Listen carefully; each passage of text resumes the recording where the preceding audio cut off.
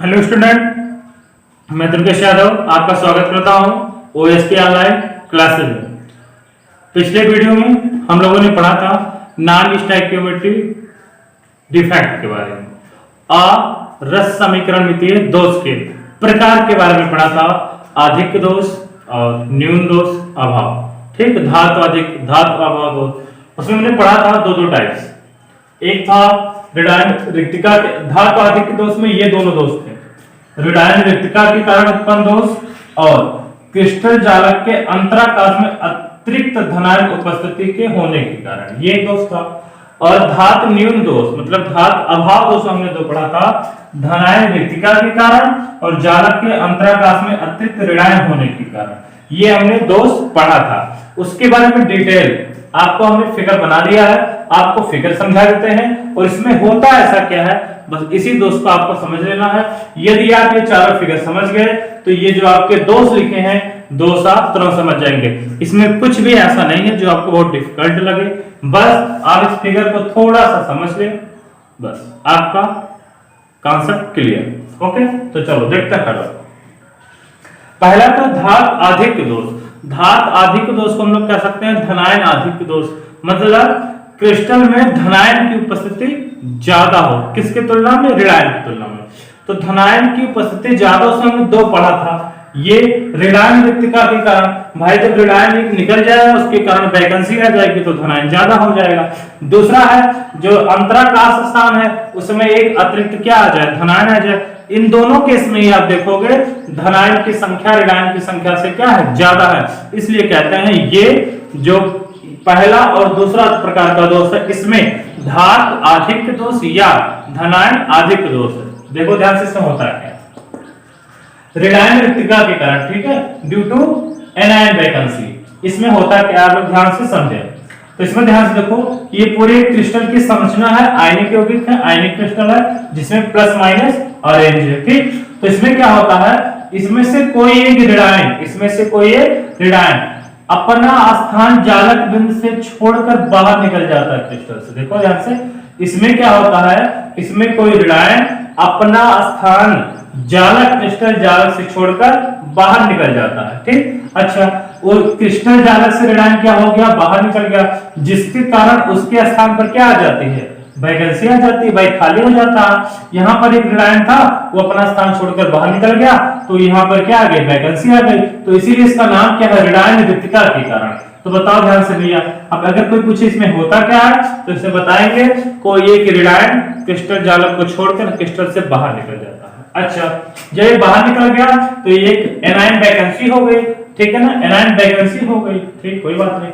ये देखो ध्यान से, इसमें जो प्लस और माइनस का अनुपात पहले 1:1 था, अब इसमें चेंज हो गया, इसमें धनायन ज्यादा है ऋणायन कम है, मतलब इसकी स्टोइकियोमेट्री क्या हो गई, चेंज हो गई। इसीलिए हम इस डिफेक्ट को stoichiometry defect, non stoichiometry defect के अंदर क्या पढ़ते हैं। ठीक, ओके, अब से फोकस करते हैं हम लोग। भाई ठीक है, ऋणायन को क्रिस्टल को छोड़कर अलग हो गया, लेकिन एक चीज बराबर होनी चाहिए, क्या, क्रिस्टल की वैद्युत उदासीनता भंग नहीं होनी चाहिए। मतलब क्रिस्टल पहले भी उदासीन था, अब भी उदासीन होना चाहिए। ऋणायन छोड़कर निकल जाए, धनायन छोड़कर निकल जाए, इससे ज्यादा इफेक्ट नहीं पड़ेगा, लेकिन क्रिस्टल के जो विद्युत उदासीनता है वो डिस्टर्ब नहीं होनी चाहिए, नहीं तो क्रिस्टल क्या हो जाएगा, अस्थायी, बहुत ज्यादा क्रिस्टल नष्ट हो जाएगा, बेकार हो जाएगा। ठीक, तो इसके लिए हम काम करते हैं, अगर ऐसा है कि उदासीन रखना है तो प्लस तो ठीक है लेकिन माइनस नहीं है। अच्छा बताओ, ऋणायन कोई एनायन होगा, मान लो Cl नेगेटिव यहाँ था, जब वो इसको छोड़कर जाएगा तो कुछ ऐसा वो यौगिक बनाएगा, है ना, बनाएगा कि नहीं बनाएगा, भाई ऋणायन जाएगा तो कुछ ऐसा बनेगा और वो एक इलेक्ट्रॉन को फ्री करेगा। ठीक, तो जो ऋणायन गया है वो ऋणायन अपने संगत मतलब अपना इलेक्ट्रॉन इस क्रिस्टल जालक में छोड़कर जाएगा, तो इलेक्ट्रॉन जाएगा तो इलेक्ट्रॉन पर कौन सा चार्ज होता है, माइनस चार्ज होता है। तो हमने तो ये इलेक्ट्रॉन क्या करेगा, जो ऋणायन रिक्तिका है उसी में क्या करेगा, ऑक्यूपाई कर लेगा, उसी स्थान को क्या कर लेगा, ग्रहण कर लेगा। तो इससे ध्यान से देखो, इससे इस इलेक्ट्रॉन के आने से क्या हुई, इस इलेक्ट्रॉन के आने से इस क्रिस्टल की जो वैद्युत उदासीनता थी वो क्या होगी, बरकरार रहेगी।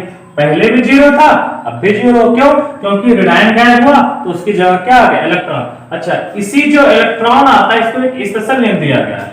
इलेक्ट्रॉन जहां आता है इसी को कहा जाता है एफ सेंटर, मतलब एफ केंद्र। बहुत बार पूछा एग्जाम में एफ केंद्र क्या होता है? एफ केंद्र मतलब जिस क्रिस्टल जालक में जिस स्थान से या जिस क्रिस्टल या कह सकते हैं जिस जालक बिंदु से ऋणायन अपना स्थान छोड़कर क्रिस्टल से बाहर निकला है, उसी स्थान में इलेक्ट्रॉन ग्रहण कर लेता। वही स्थान कौन ग्रहण कर लेता? इलेक्ट्रॉन। और उसी को हम लोग क्या कहते हैं? एफ सेंटर कहते हैं। क्या कहते हैं? एफ केंद्र कहते हैं। एफ केंद्र के कारण ही क्रिस्टल में मुक्त इलेक्ट्रॉन हो जाते हैं और वो क्रिस्टल कलर प्रदर्शित करता है। क्या प्रदर्शित करता है? कलर प्रदर्शित करता है। ठीक, मतलब रंग। पहले वो कोई रंग नहीं, लेकिन उसी फ्री इलेक्ट्रॉन की वजह से वो क्रिस्टल क्या करेगा? कलर प्रदर्शित करेगा। ठीक, ध्यान से, जैसे जैसे एफ केंद्रों की संख्या बढ़ती जाएगी, मतलब इलेक्ट्रॉन की संख्या बढ़ती जाएगी, वैसे वैसे जो रंग होगा उसकी इंटेंसिटी मतलब उसकी तीव्रता भी क्या होती जाएगी? बढ़ती जाएगी। अच्छा, क्रिस्टल में एक इलेक्ट्रॉन के आने की वजह से, अतिरिक्त इलेक्ट्रॉन, मुक्त इलेक्ट्रॉन आने की वजह से एक क्रिस्टल क्या हो जाएगा? पैरामैग्नेटिक, मतलब अनचुंबकीय हो जाएगा। ठीक, तो ये हो गया आपका ऋणायन रिक्तिका के कारण।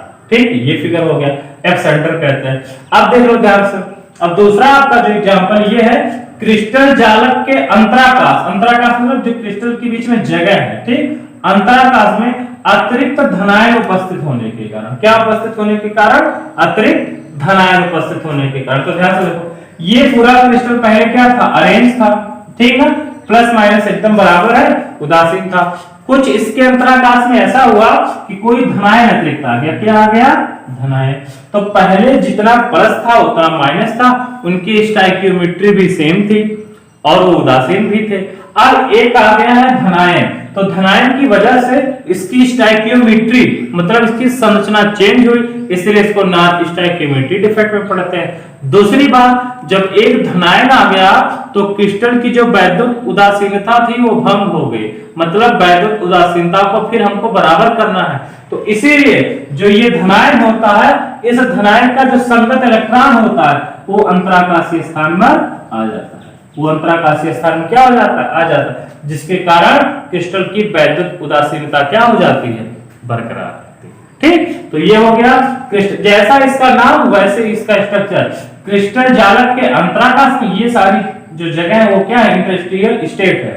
ठीक है, प्लेस स्थान है, अंतराकाशीय स्थान है। इसमें एक अतिरिक्त धनायन आ गया और उसको उदासीन करने के लिए उसके संगत क्या आ गया? इलेक्ट्रॉन। ठीक, तो ये हो गया। अब ये हो गया धातु आधिक्य दोष। धातु आधिक्य दोष को हम लोग कहते थे धनायन आधिक्य दोष। देखो दोनों में धनायन ज्यादा। ठीक, कोई दिक्कत? ओके, अब देखते हैं धातु अभाव दोष, मतलब धनायन अभाव दोष। अब इन क्रिस्टलों में क्या होगा? जो धनायन की संख्या होगी वो ऋणायन से कम होगी, क्योंकि इसका नाम है धातु अभाव। धनायन अभाव मतलब कैटायन की क्या होने वाली है? कमी होने वाली। ठीक, समझते हैं। पहला है जस्ट जैसे यहाँ ऋणायन रिक्तिका के कारण, तो उसमें होगा धनायन रिक्तिका के कारण। तो सेम इसमें देखो क्या इसमें समझा धनायन रिक्तिका के कारण, वाह समझना है। तो ध्यान से देखो, रिक्तिका को नाम से ही इसके देखो नाम से दिमाग लगाओ, जो धनायन होगा उसकी जगह पर क्या हो जाएगा? वैकेंसी हो जाएगा। तो मान लो ये धनायन है, ये यहाँ से क्या हो गया? गायब हो गया। ये यहाँ से क्या हो गया? गायब हो गया। आप इसको समझ लो, इसकी थ्योरी चाहे आप बुक से आप चाहे जहां से, इसके थ्योरी बस आप इसको फिगर समझ गए ना, तो ये दोष होता क्या है, इस दोष में क्या क्या होता है, ये दोष उत्पन्न कैसा होता है, सारी बातें आपके क्लियर हो गई। आप चित्र बनाएंगे उसके नीचे वही सारी बातें क्लियर हो गया। बाकी अगर किताब से अपने बुक से या कहीं से नोट बनाना चाहे कोई बात नहीं, बस आप इस डिफेक्ट को समझ लीजिए। डिफेक्ट होता कैसे, इस डिफेक्ट में होता आखिर क्या है। ठीक, ओके, ध्यान से देखें। इसमें धनायन रिक्तिका के कारण, तो जैसा इसका नाम है वैसे ही हमने इस फिगर को रिप्रेजेंट किया। इसमें देखो क्या होता है, जो क्रिस्टल जालक होता है इसमें से एक धनायन अपना स्थान छोड़कर क्या हो जाता है? क्रिस्टल जालक से बाहर हो जाता है, जिसके कारण क्रिस्टल की स्टाइकियोमेट्री चेंज होती है, जिसके कारण इसको हम लोग किस में पढ़ते हैं? नॉन स्टाइकियोमेट्री डिफेक्ट में पढ़ते हैं, आरस समीकरण मितीय दोष में पढ़ते हैं। अच्छा, अब पहली बात ये तो हो गया, लेकिन दूसरी बात वैद्युत उदासीनता भी भंग हुई। जिसको हमको हर हाल में भंग नहीं होने देना, वरना ये क्रिस्टल क्या हो जाएगा, नष्ट हो जाएगा। तो देखो ध्यान से, इसमें अब इलेक्ट्रॉन नहीं आएगा या धनायन गया, तो इसमें देखो क्या होगा, एक धनायन गायब हुआ है तो इसी धनायन के संगत कोई भी धनायन होगा जो और उच्च ऑक्सीकरण संख्या प्रदान कर लेगा। उच्च ऑक्सीकरण संख्या मतलब यदि उस पर आवेश 1 है तो 2 प्राप्त करेगा। क्यों? क्योंकि सब पे यदि आवेश 1 था तो उदासीन था, लेकिन ये गायब हो गया तो कोई धनायन अपना एक आवेश तो रखेगा, लेकिन जो एक आवेश गायब हुआ उसको भी क्या करेगा, वो एक्सेप्ट करेगा, कंटेन करेगा। तो मान लो ये जो एक पॉजिटिव था कितना हो गया, 2 पॉजिटिव। कितना हो गया, 2 पॉजिटिव। इससे आखिर हुआ क्या, इससे यह हुआ कि जो क्रिस्टल की वैद्युत उदासीनता थी वो बरकरार थी, चाहे देखो कितने माइनस है, 1 2 3 4 5 6।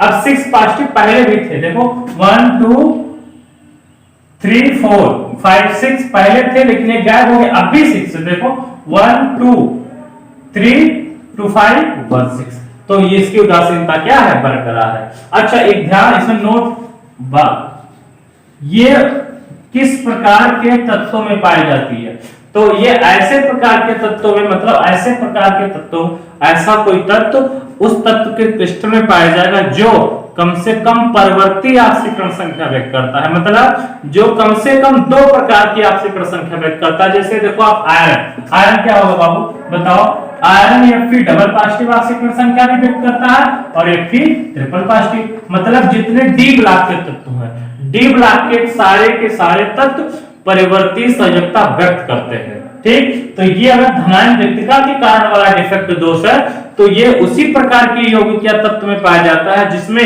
परिवर्ती संयोजकता व्यक्त करने की टेंडेंसी होती है।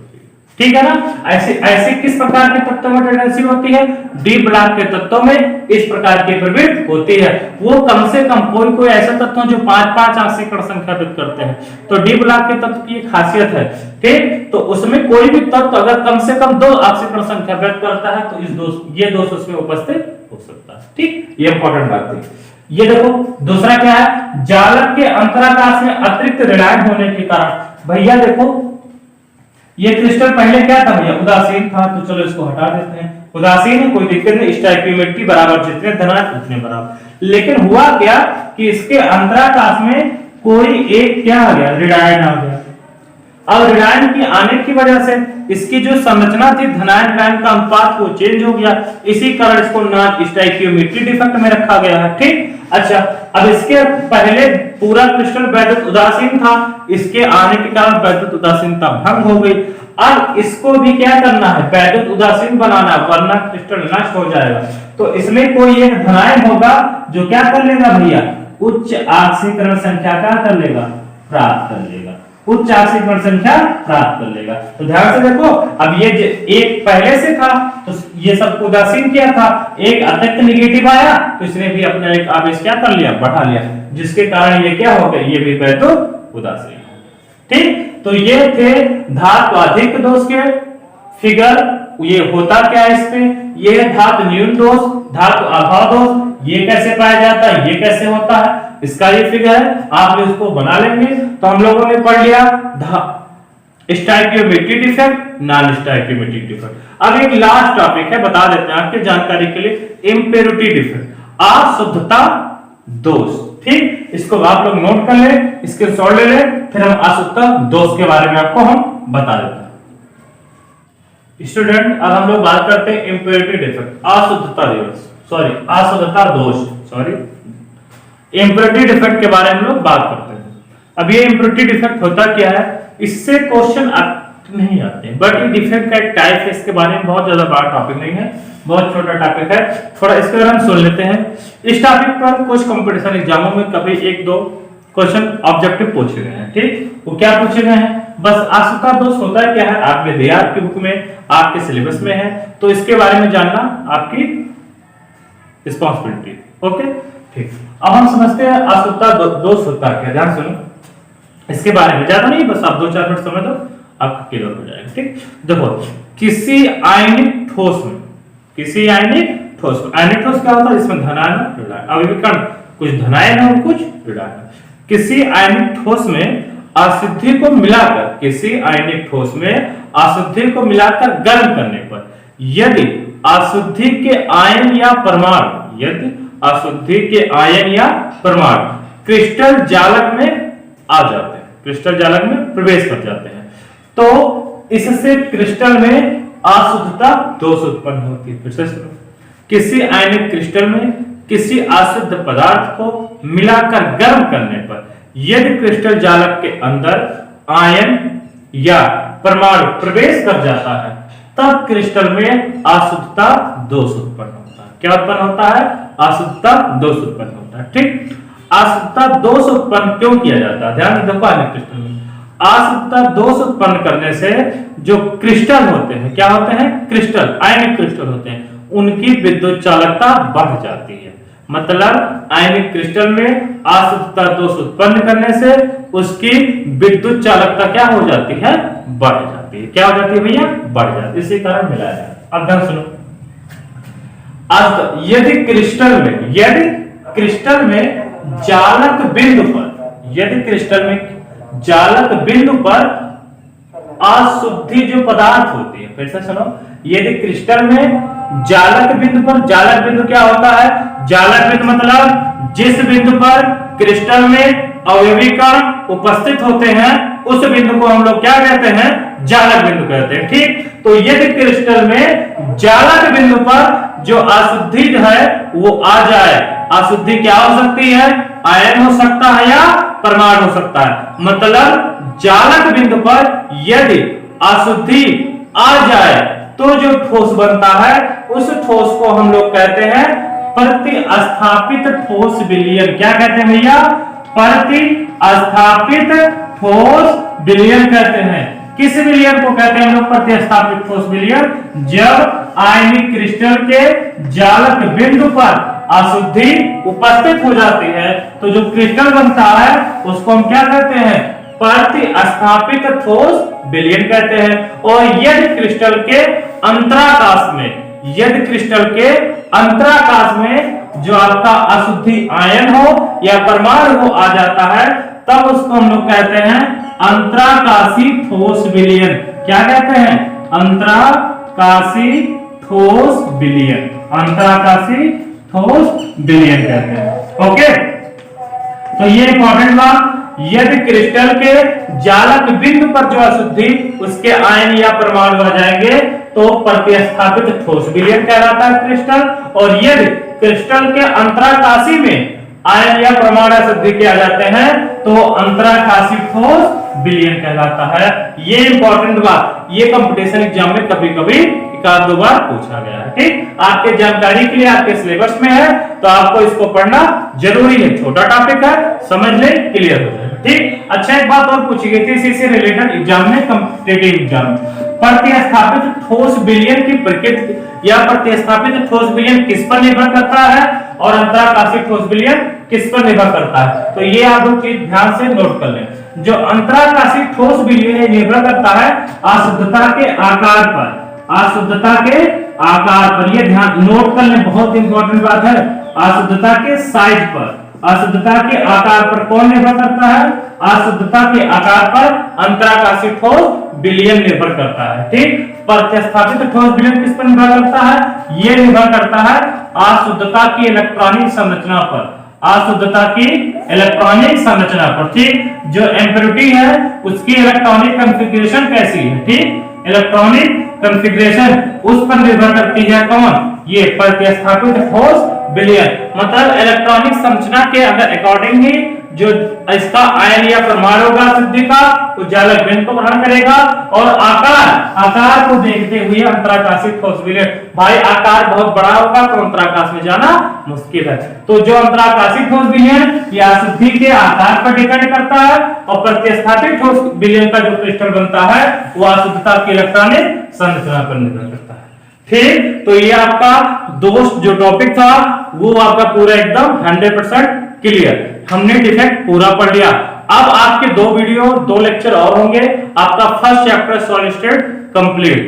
पहला आपके फर्स्ट जो आपका सेकंड लास्ट वीडियो होगा उसमें हम लोग पढ़ेंगे ठोस के प्रकार, क्रिस्टलीय ठोस अक्रिस्टलीय ठोस। ठीक, मतलब ठोस के प्रकार को डिटेल से पढ़ लेंगे। और जो इसका सेकंड होगा, इसमें हम लोग कुछ स्पेशल टाइप का पढ़ेंगे टॉपिक, जैसे NaCl की संरचना में Na कहां होता है, Cl कहां होता है, कितने Na होते हैं, कितने Cl होते हैं। सीजियम क्लोराइड की संरचना में Cl कितने सीजियम होते हैं, कितने क्लोरीन होते हैं। ये इंपॉर्टेंट टाइप का एक कॉन्सेप्ट पढ़ेंगे। उसके बाद ये चैप्टर खत्म, उसके बाद हम नेक्स्ट चैप्टर पढ़ेंगे इलेक्ट्रोकेमिस्ट्री, वैद्युत रसायन। तो आज के लिए इतना ही।